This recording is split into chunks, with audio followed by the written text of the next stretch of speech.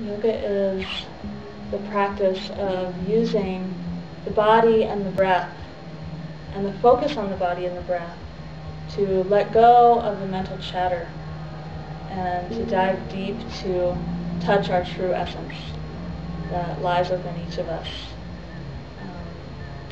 And so there's so much more to yoga than just the asanas, than just the physical practices. A lot of people come to yoga for the healing, because it is so, for the physical healing, because it is so good for your body. And that's a huge part of it. It's a huge part of why I do yoga.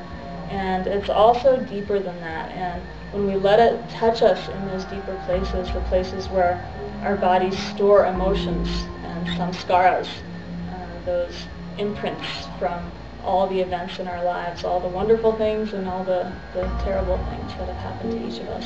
And by using the body as a doorway or a pathway into those deep places inside, we can release those things. We can release those samskaras, and we can begin to heal the body and the soul from the inside out.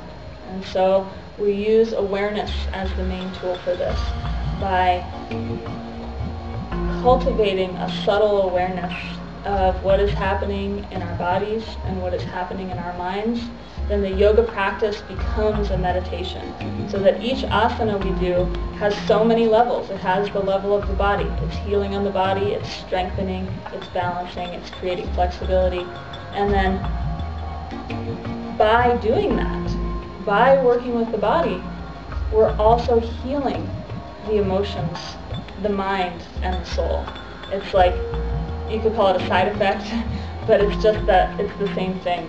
Since our body, mind, and heart is all one thing, they're not separate, you cannot work on one without having the other affected. And that's why when we become depressed, our body becomes affected, and we slouch and eventually start hurting in various ways. And so that's just the simplest explanation of that. But all of those things are intertwined, and so it's hard to say that it's even a body-mind practice. It's a being practice.